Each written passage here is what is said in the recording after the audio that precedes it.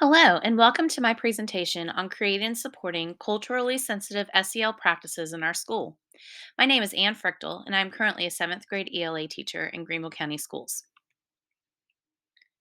Today, we will be discussing the following: what SEL is and why it is important, the impacts of SEL in classrooms, schools, and communities, a lesson idea to help teachers get started with SEL in their own classrooms, and practices to continue, start, and stop as a result of the lesson.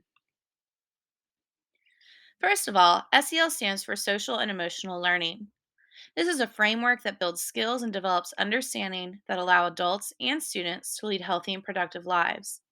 It is important to note that SEL is for everyone, not just specific student groups or targeted behavior issues.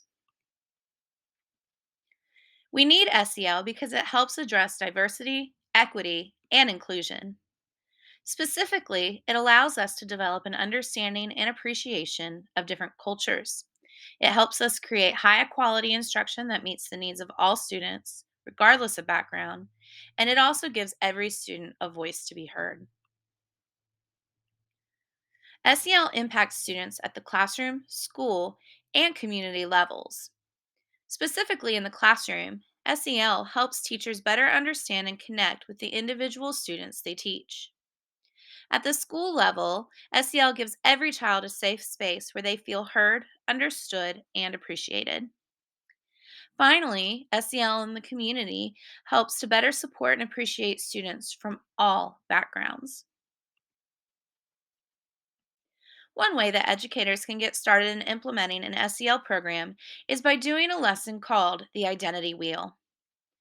At the end of the lesson, students would be able to establish a definition for identity that can be referred to in an ongoing fashion, see what elements they value within themselves and others, feel that the classroom is a safe place to discuss their responses with others, and recognize that different people value different things.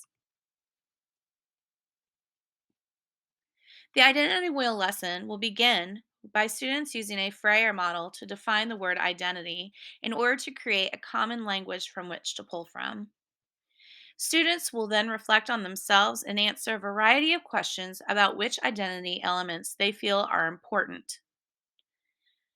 After this, students will analyze their information and use modified dialogue circles to discuss their responses to questions.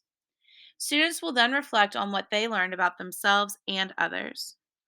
Finally, the teacher will use the data gathered to inform, create, and teach additional SEL lessons that will support students. Practices to continue as a result of this lesson would include creating and implementing additional SEL lessons that support students based on their feedback and individual needs.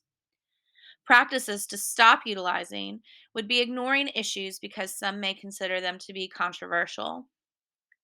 Finally, practices to start using would be recognizing that people need to be understood no matter how different their backgrounds are from each other. In conclusion, SEL is something that needs to be addressed within our schools and communities. The school itself has a responsibility to involve families and communities in SEL practices. Students feel better supported and accepted in places where these strategies are utilized. I like to think that it's not rocket science, it's just best practice.